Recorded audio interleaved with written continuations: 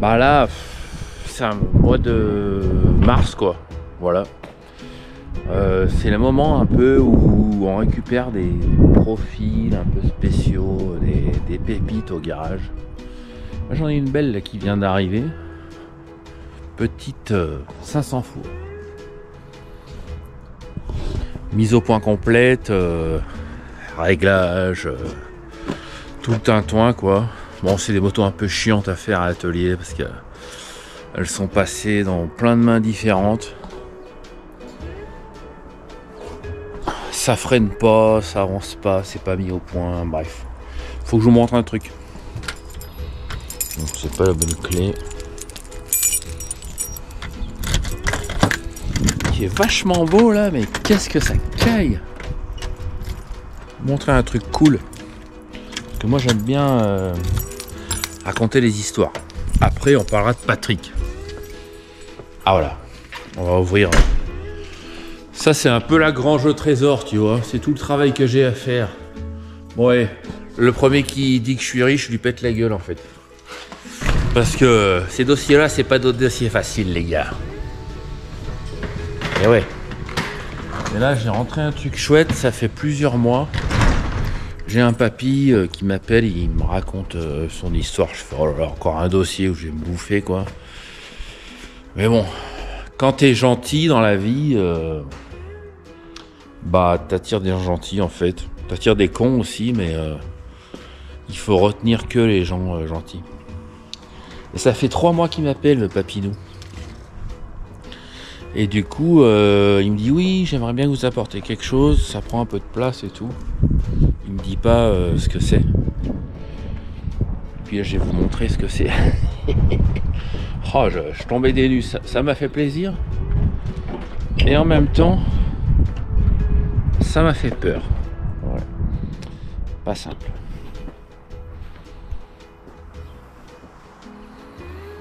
Oh là là.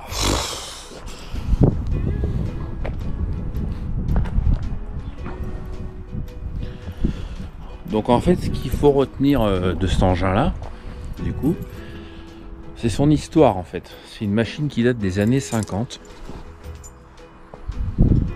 Triporteur Peugeot, 125 cm3. Donc ça, d'accord, c'est une machine vraiment commune pour l'époque. Mais l'histoire qui va avec. Alors, l'oncle du papinou, du coup, qui m'a appelé des tas de fois pour m'apporter ce truc, me raconte son histoire hier. Il me dit voilà, pendant 30 ans, tenez-vous bien, mon oncle, donc qui était assez proche de lui apparemment, a fait entre 1 à 2 fois par an l'aller-retour, donc Paris, d'accord, région parisienne, Maurienne, donc là où on se trouve, donc ça fait un paquet de kilomètres. Dans les années 50, les routes n'étaient pas toutes goudronnées, donc il faisait ça avec son engin, mais surtout avec la daronne sur la moto, le chien, les bagages. Donc, du coup, il faisait ça pendant 30 ans. Alors, je vous raconte pas l'état du truc à la fin, pour monter dans un bled qui s'appelle Montpascal, du coup, et qui se trouve tout là-haut, mais alors là-bas derrière. Montpascal, pour y grimper, franchement, chaud patate quoi. Et donc je lui dis bah qu'est-ce que je fais avec ça moi. Alors il m'explique qu'il l'a fait partiellement restaurer par une école où ils ont fait un peu du boulot comme ils pouvaient quoi. Et il me dit que lui, dans l'état où il est, donc papinou, vraiment sale état quoi, il aimerait bien le voir tourner et l'utiliser. Je lui dis mais mon pauvre monsieur, en 2025, vous voulez faire la route que votre oncle vous faisait avec cet engin là, du coup, déjà vous avez les vitesses au réservoir, vous avez des freins à tambour à la con, donc du coup il faut quand même avoir un peu l'habitude. Il dit bah est-ce que vous voulez le laisser dans son état d'origine, et puis il me dit qu'est-ce que vous entendez par là, etc. machin. Je dis, bah attendez, si vous voulez vraiment l'utiliser, des triporteurs comme ça n'a pas forcément une valeur de collection, on va dire, collection, on peut pas faire autrement, quoi. T'as une valeur collection, t'as une valeur collection. Triporteur Peugeot, bon, voilà, c'est cool, mais ça n'a pas une grande valeur collection. Je lui dis, bah en fait, on prend le moteur, on le sabre, on le vire, et je vous mets un moteur 4 temps en 12 volts à la place, une dizaine de chevaux, avec de l'éclairage, des freins et tout.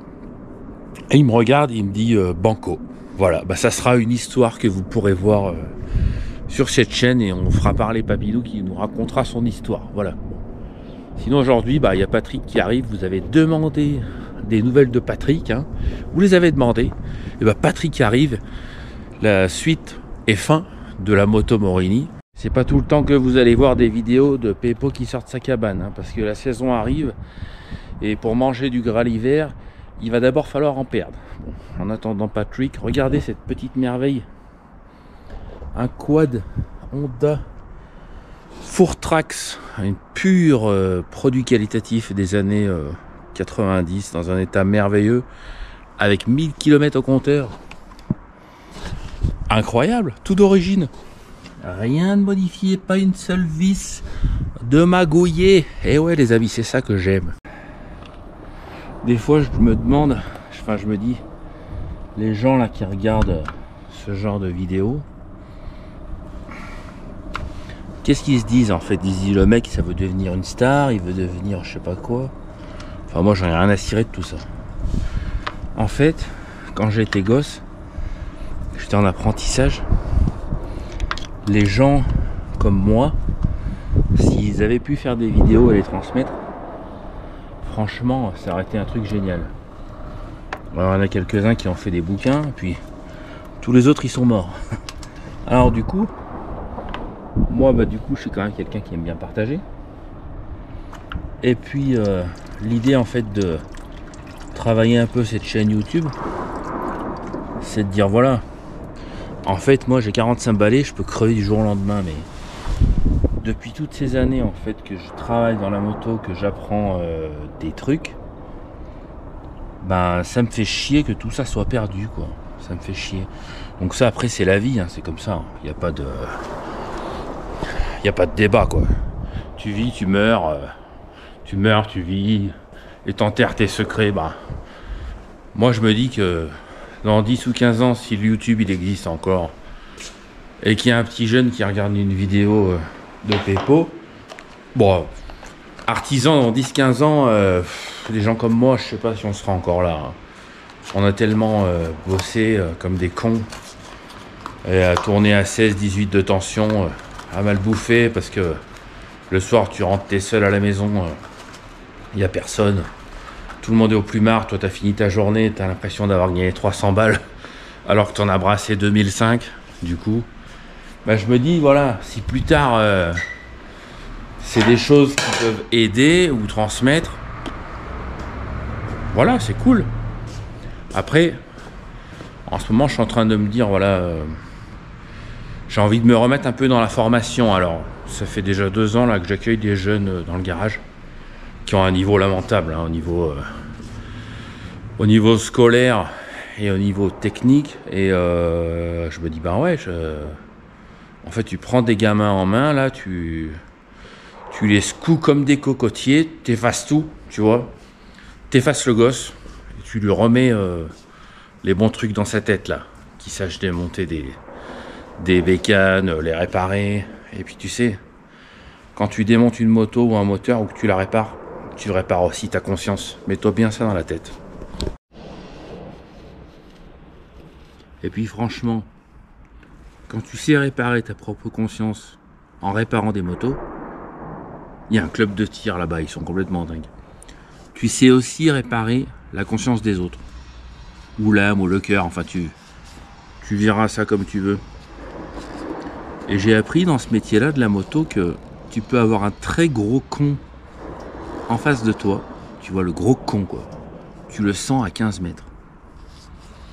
Et en fait, si tu te poses 2 secondes Déjà, tu lui répares sa moto comme il veut le mec.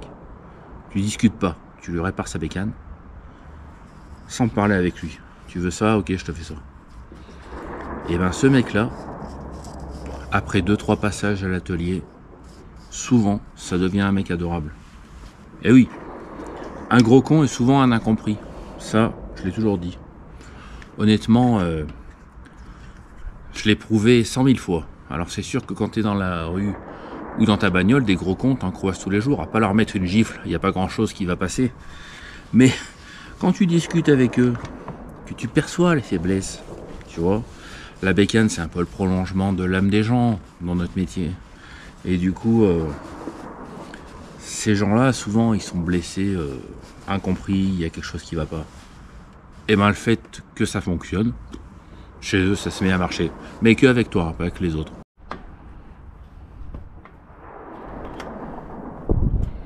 N'empêche qu'il y a un truc. Ça m'a fait plaisir que vous demandiez des nouvelles de Patrick. Patrick, c'est vraiment ce mec, tu l'emmènes n'importe où. Même s'il n'a pas fait le passage de ci, le truc de là, le bidule, tu l'emmènes n'importe où. Il est là, il fait le truc, il fume sa clope, et basta. Il est content. Une petite bière, une belle nana qui passe. Il est content. Voilà, il a donné, il a bossé, mais on en profite. Le samedi après-midi, il y a toujours un petit côté ambiance Ukraine ici.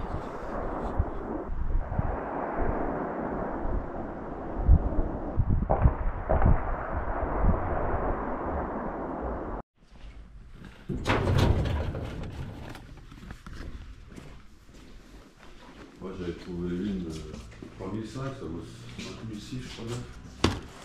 Hé hé hé hé hé. Ah mais tu vois toi. Eh ouais, caméra moderne mon chef. 12.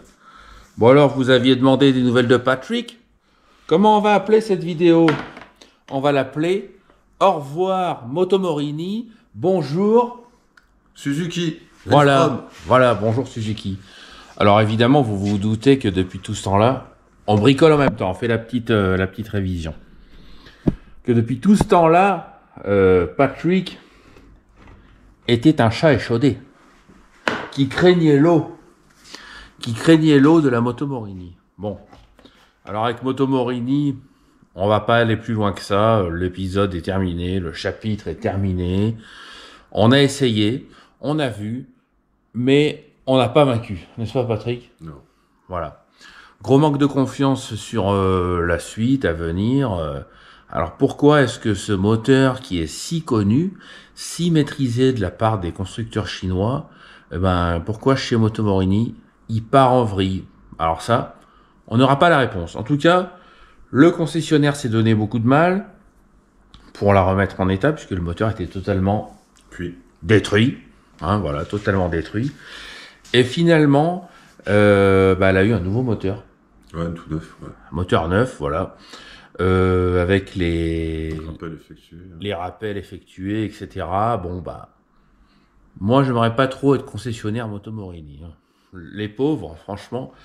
Et du coup, notre ami Patrick a acheté une Vextrom 650 XT qui lui donne le plus grand plaisir, le plus grand bonheur. Alors, on a fait quelques modifs sur cette moto. Qu'est-ce qu'on a fait déjà? Amortisseur, il faut. On a changé l'amortisseur, donc on est passé sur un Shock Factory. Hop. Ensuite, on a taré la fourche avec du matériel YSS. Hop. Donc, petite cartouche, ressort, huile adaptée, etc. Et ensuite, on a mis des plaquettes qui freinent, hein, parce que les plaquettes d'origine, c'était pas ça. Donc, histoire d'avoir un petit freinage qui marche. Mais bon, tout ça, c'est pas vraiment le but de la vidéo aujourd'hui. La Vextrom 650, c'est quelque chose de 100% maîtrisé, qui fonctionne, qui freine. On l'a bien mis à l'épreuve avec Patrick. Qu'est-ce qu'on a fait avec déjà? Stelvio. On a fait le Stelvio, voilà. Vous la voyez dans la vidéo du Stelvio où on a roulé plusieurs jours non-stop pour faire un petit Stelvio Express. Bon alors Patrick, Au départ, il y a eu une petite déception quand même quand Ouais, en fait, t'as changé. j'étais très content du moteur de la V-Strom qui est quand même 10 chevaux plus puissant et ça se ressent vraiment. Ouais. C'est vraiment rien à voir, quoi. Par contre, au niveau partie cycle, la Morini, je la regrette encore, malgré tout, malgré les améliorations qu'on a fait. Elle avait vraiment une super partie cycle pour moi, hein, moi qui suis. Mais elle avait un rapport poids-puissance hyper intéressant. Manquait un peu. Ouais. Il manquait des chevaux quand même. Mais le châssis était Le vraiment châssis véloce. était top. Voilà. Top. J'avoue aussi. J'avoue que le châssis de la Moto Morini, c'est quand même un truc qui lui donne une identité propre. Mais le choix de la raison, bah, ça a été la V-Strom. Voilà, Donc, quelque chose de plus sûr, voilà. déjà. Enfin, comme on dit, hein, c'est des motos qui ont de l'âge de conception, mais voilà, elles ont été améliorées dans le temps. Et aujourd'hui, tu peux partir peinard, quoi. J'ai fait les Pyrénées, on a fait 3000 bornes cet été avec, à deux dessus, chargés comme des bourriques. Ça bronche pas. Bon, alors, la Moto Morini, bah, c'est fini, voilà, vous l'aurez compris. Alors, bah, on avait atteint quand même un kilométrage de 20 000. 20 000. Ouais, cassé à 20 000. 20 000 bornes. Cassé à 20 000. Alors, comment elle s'est passée, cette casse? Rappelle-nous un peu le contexte. Ah bah, tout simplement, derrière la révision, donc, des 19 000, justement, 19-20 000. Qui a été faite chez le Qui concessionnaire. était faire chez le concessionnaire, comme d'habitude, hein, et bah, j'ai repris l'autoroute pour rentrer chez moi, donc il était dans le sud, le concessionnaire. Hein. Moi, j'habite la Haute-Savoie. Et bah, j'ai fait 25 bornes sur l'autoroute à 130, et d'un coup, un gros crack. Et plus rien. Alors, est-ce que au final, on a su ce qui s'était passé avec ce moteur? On n'a pas vraiment su. Pas vraiment, non. En tout cas, l'importateur, en une semaine, il renvoyait un moteur neuf, donc c'est pas pour rien. Donc la CIMA a assuré, quoi. Voilà, CIMA a assuré. Après, on sait qu'il y avait des problèmes de tendeur, de distrib, des problèmes aussi de surchauffe, hein, on les a connus, hein, de ventilation, donc ils avaient amélioré un peu tout ça, de prise d'air un peu merdique où toutes les saloperies rentraient dans les puits. Tout ça, ça a été un peu amélioré depuis le temps, mais bon, je pense qu'on n'y est pas pour rien non plus. Hein. Ouais, alors pour parler de ça, on a quand même croisé sur le dernier, pas celui-là, celui d'avant, les gens de Moto Morini sur le salon du Deux Roues de Lyon, donc le salon 2024. Et on en a un peu parlé, bon, les gens ont quand même été un poilou fuyant, quoi. Donc du coup, pour continuer sur cette histoire de Moto Morini, à la base, si pas lui qui avait acheté cette moto, c'est qu'il y avait quand même ce moteur qui était connu chez CF Moto avec des gens qui ont quand même pas mal roulé depuis.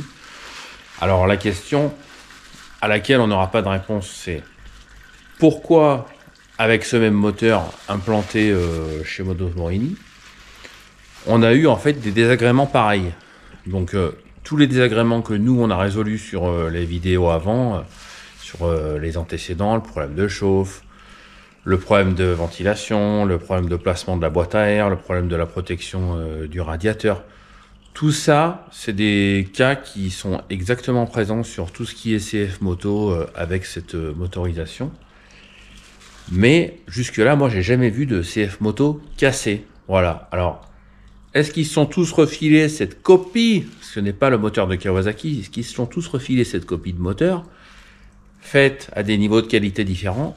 C'est peut-être là qu'est la réponse. Parce que bon, quand on est à ce niveau-là de développement mondial, Moto Morini est distribué dans le monde entier hein, quand même. Donc du coup, ça fait quand même beaucoup de développement et de frais au niveau industriel.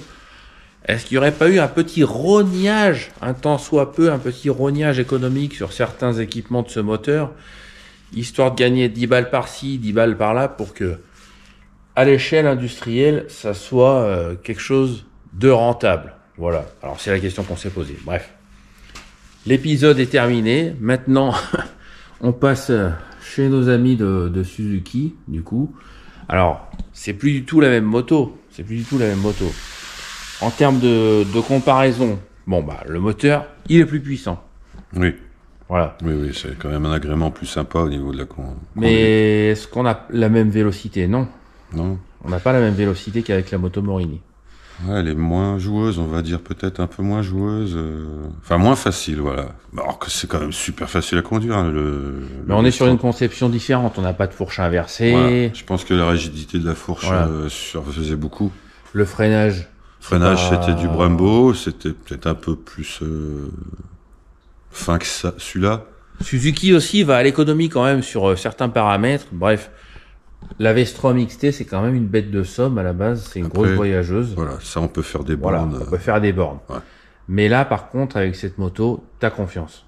Ah ouais, je pars peinard et je roule sans me poser de questions, quoi. Ce qui n'était pas forcément le cas avec la moto Morini, où notre ami Patrick, il a quand même eu des sensations de doute et des zones dans certains au bout de usages. 6 mois, hein. Voilà. Ça commence au bout de 6 mois d'utilisation, 9000 km, 10 000, ça commence à merder. Hein. Il y avait des bruits bizarres. Et puis les problèmes qu'on a eu, qu'on a réglés. Hein. Les bougies à la con, les différents problèmes, etc. Voilà. Donc du coup, on voulait donner des nouvelles de Patrick, parce que Patrick, vous êtes plusieurs à vous être inquiétés pour lui. Il est là, en chair et en os. Il va aller se promener au Maroc en 125 XLS avec Greg Dilson, voilà.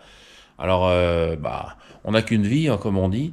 Et puis nous, on va continuer nos aventures avec la V-Strom XT de Monsieur Patrick. Maintenant, c'est quand même une grosse moto, hein, franchement. Alors, sans rentrer dans les considérations techniques, c'est vrai que on n'a pas de fourche inversée. On a quand même un freinage d'un autre âge. Bon, la moto, elle a quand même un centre de gravité assez élevé, mine de rien, malgré tout. Mais au niveau confort, elle est quand même plus logeable. Cette V-Strom, il y a plus de logeabilité. Elle était courte, la X-Cape, quand même. Ouais, mais avec l'équipement que j'avais, c'était pas mal. Ouais, c'est vrai que t'avais les valises. J'avais tout. Du coup. Deux motos absolument pas comparables. Alors, pourquoi t'as pris ça, en fait, cette V-Strom? Il y avait quoi d'autre comme choix? Pas trop, en fait. Pas trop. La T7, c'était pas confortable. T7, c'est... puis c'est trop pour moi. Je suis moins à l'aise. Après, j'avais d'autres envies, mais c'est l'âge qui m'a retenu. Un petit scrambler Ducat ou un petit comme ça. Ah oui, on avait réfléchi au scrambler. Ouais, pour le jeu. Mais voilà. Après, c'est la raison qui m'a fait choisir ce V-Strom. À prix égal, en plus. Ouais. Quasiment. Voilà. Elle avait été vendue combien, la moto Morini? Je l'ai vendue 6005 après réparation et j'ai acheté celle-là dans ces prix-là aussi. Qui est de 2019. C'est ça. Voilà. Donc du coup, en rajoutant une petite optimisation générale à la pépo, amortissement, châssis, etc., on arrive à avoir un truc homogène. On n'est pas au niveau de la Escape en matière de dynamisme et de présence au niveau du châssis. Mais voilà, on n'est pas dans le même usage non plus. On est sur un engin connu, ça reste une moto qui marchera. Du coup, on peut noter quand même que sur cette moto Morini, mon cher Patrick, il y a quand même eu un bon boulot au niveau de l'importateur quand même. Ah oui, complètement. Oui. Non, ils ont fait leur taf et le concessionnaire. Parce que franchement, c'était vraiment quelqu'un de bien, quoi. Je crois que la CIMA a un réel engagement sur la qualité produit, du coup. Et il y a quand même un vaste monde entre le développeur initial qui doit être un produit chinois et les intentions de la CIMA qui sont bien évidemment de gagner de l'argent, comme toute entreprise. Mais le SAV a toujours été efficace, rapide, la prise en charge a toujours été assez honnête, quoi. On peut rien reprocher à la CIMA par rapport à la moto Morini. Ça a été quand même... Oui, ils assurent derrière, c'est sûr. Ça a été homogène, quoi. Patrick, c'est quand même un gros freineur. À noter qu'il m'a glacé les plaquettes. Des vraies petites glaces à la vanille, les plaquettes. Du coup, on passe sur cette moto-là, Carbone Lorraine, un petit peu plus, on va dire, aiguisée. Ça te plaît, mon Patrick, cette petite friction-là? Oh, c'est beau. Rêver. Réfléchis bien, Patrick, fais pas de bêtises. Hein. Un Serflex à enlever. Un Serclip, un Serclip.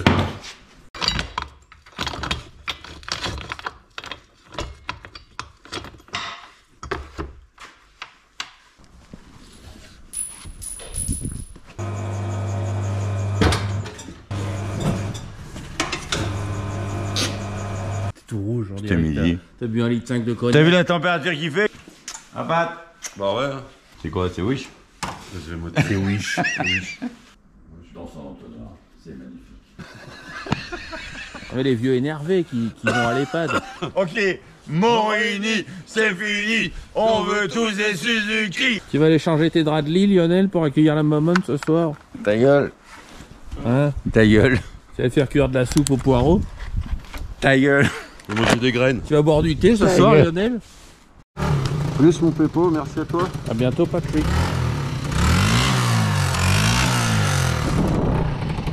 va bien. Allez, je vais te démonter. En déboîté, on dit. Je vais te fumer.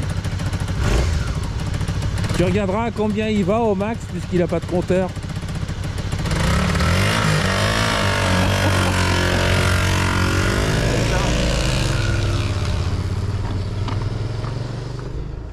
Voilà les amis, c'est la fin de cet épisode Moto Morini et on n'en parlera plus. On n'en parlera plus parce que on est passé à autre chose. Patrick a tranché. Voilà.